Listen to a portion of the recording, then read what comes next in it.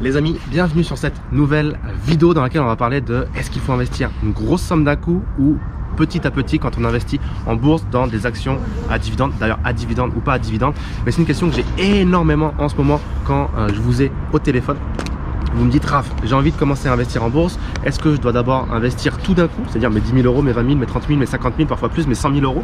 Est-ce que je dois tout investir d'un coup? Est-ce que plutôt tu me recommandes d'investir progressivement mon capital dans des actions à dividendes? Donc encore une fois, avant que je commence cette vidéo, évidemment ce que je fais c'est pas du conseil. Évidemment chaque situation est propre à chacun. Vous avez une situation patrimoniale différente, un âge différent, une situation familiale différente, tout est différent. Donc ce que je vais dire aujourd'hui, c'est simplement quelque chose de très factuel basé sur des études et sur des faits et sur ce qu'a fait le marché dans le passé. Évidemment ce que fera le marché dans le futur, on n'en sait rien. Mais voilà ce que je vais vous dire aujourd'hui. Donc la question c'est est-ce que si j'ai, on va dire 50 000 euros, si j'ai 50 000 euros aujourd'hui, est-ce que je dois tout investir d'un coup ou est-ce que je dois le faire progressivement? Eh bien en fait je vais vous donner une statistique qui est très factuelle, c'est que le marché a été dans 74% du temps en retour sur investissement positif de 1926 à 2017. Donc tu vois que si en fait on est très factuel, on va avancer un petit peu vers là-bas. Si tu es très factuel, tu vas te dire bon, 74% du temps, le marché est en retour sur investissement positif de 1926 à 2017. Bon, voilà. C'est plus intéressant de tout investir d'un coup pour faire travailler tout ton argent d'un coup. Mais en fait, à cette question, il y a deux réponses et il y a surtout deux approches. Il n'y a pas de vraie réponse. Il y a une approche très factuelle, comme celle que je viens de te donner, et il y a une approche plus sentimentale. Parce que, évidemment, aujourd'hui, si tu as 50 000 euros, ils ne sont peut-être pas tombés par magie sur ton compte en banque. Tu vas peut-être travailler dur pour les avoir. Et l'idée de te dire d'investir tout d'un coup et que demain, il y a une correction sur le marché de 10%, 20%, 30%, voire plus, et que tes 50 000 euros, ils valent plus que 40 000 ou 30 000 euros, bah, peut-être que dans ta tête, c'est quelque chose qui n'est pas confortable parce que c'est peut-être le fruit d'un travail dur et acharné pendant 10, 20 ans, 30 ans, beaucoup d'économies que tu as pu mettre de côté. Et aujourd'hui, tu te dis que tu n'es pas prêt psychologiquement à accepter que ça puisse baisser d'autant, potentiellement 2 semaines, 2 mois ou 2 ans après ton investissement.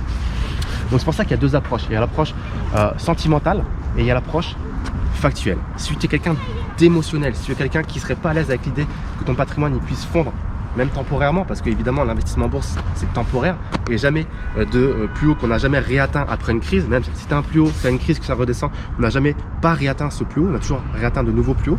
Eh bien il faut que tu vois les choses de cette façon là. On va se rapprocher un petit peu là-bas, j'ai envie de te montrer quelque chose de sympathique. Regarde-moi cette magnifique voiture devant le palais du président, apparemment là où il travaille. Donc là on ne peut pas faire plus soviétique. Petit aparté dans cette vidéo, on a derrière la statue de Lénine et on a derrière le palais du président.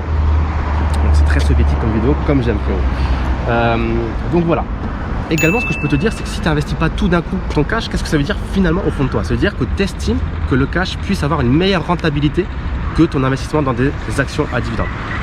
Donc aujourd'hui je pense qu'on est plutôt d'accord toi et moi pour dire que parier sur le cash c'est une mauvaise idée.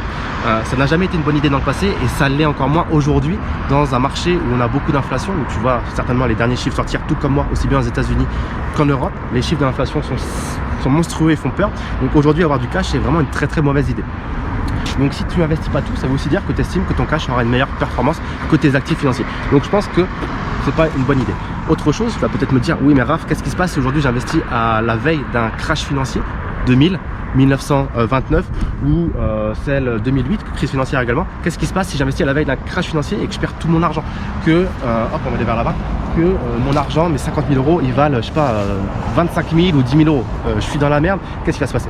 Encore une fois, il faut avoir la vision long terme. C'est toujours ce que je dis systématiquement, que ce soit dans mon livre, que tu peux retrouver dans la barre de la description, ou dans des vidéos YouTube, ou quand on discute au téléphone, etc., ou sur les réseaux sociaux. Toujours une vision long terme. On n'investit pas pour 2 jours, 2 mois, 2 ans. Moi j'investis pour 10, 20, 30, 50 ans à vie idéalement. Et si demain ça crache, eh bien entre guillemets j'en ai rien à faire. Donc ce qu'il faut comprendre, voilà, c'est qu'il y a vraiment l'approche sentimentale, l'approche où si vous n'êtes pas à l'aise avec cette idée que ça baisse, eh bien, il faut le faire progressivement. Le but c'est pas de pas dormir la nuit.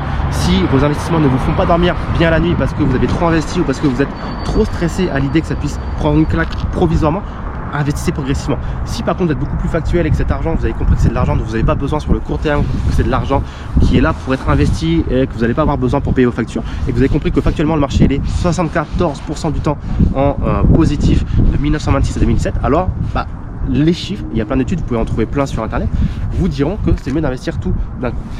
Également, il y a des gens qui vont me dire oui mais Raph, moi je vais attendre un petit peu parce que si le marché il est en ce moment surévalué, qu'on est en bull market, potentiellement ça va baisser. Le problème de ce raisonnement, c'est que quand ça va péter et que vous allez être en bear market et que l'économie ne sera pas forcément à ses plus beaux jours, vous allez vous dire oui mais le marché il est au plus bas, l'économie elle n'est pas forcément très saine, je vais attendre un peu parce qu'on est en bear market. Et après va se repasser un bull market et après va se repasser un bear market, vous n'allez jamais rien faire.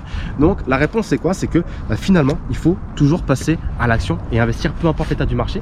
Allez-y avec les moyens sur lesquels vous êtes confortable, allez-y avec de l'argent sur lequel vous pouvez perdre, dont vous n'avez pas besoin tout de suite, et passez à l'action. Parce qu'encore une fois, savoir combien vous allez investir, c'est pas forcément la plus grande des questions, c'est surtout savoir quand est-ce que vous allez investir et quand est-ce que ça va être la première fois.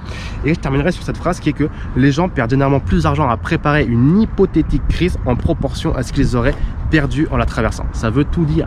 Finalement, vous perdez plus d'argent à attendre et à croire que c'est mieux plus tard et à croire qu'il faut faire attention, il y a peut-être une crise qui se décide, plutôt que ce que vous allez perdre avec une réelle crise si elle arrive pour de vrai.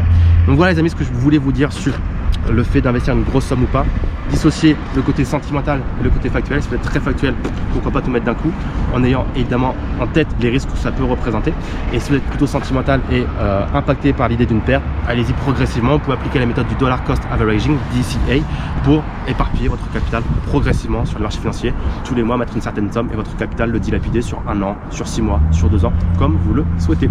Voilà les amis, tout est dans la barre de description si vous voulez avoir plus de ressources sur l'investissement en bourse, dans les actions à dividendes, du livre, du séminaire, de la formation vidéo, du service mensuel, il y a tout ce qu'il vous faut. Partagez cette vidéo avec vos amis investisseurs. Petit pouce bleu, ça fait toujours plaisir. Et s'il y a la moindre question, je réponds à tous les commentaires ci-dessous. Donc n'hésitez pas, on va se quitter sur cette magnifique Rolls Royce. Allez, je vous la montre par moi-même. Je récupère la GoPro, tac, tac, tac, tac, tac. Qu'est-ce que vous en pensez? Dites-moi les aficionados des voitures, qu'est-ce que vous pensez de cette magnifique Rolls Royce? Bon, on va essayer de pas se faire écraser, même si quand on te voit filmer une Rolls Royce au Kirghizistan, crois-moi qu'on va pas t'écraser, on va plutôt te laisser passer sagement, puisque c'est vraiment une voiture, il n'y en a qu'une au Kirghizistan de voitures comme ça. Et cette plaque là déjà elle veut tout dire, je t'en dirai pas plus, mais quand tu as cette plaque au Kirghizistan, ça veut dire qu'il faut pas t'embêter. Donc voilà les amis, tout est dans la barre de description, je te dis à très très vite, ciao ciao.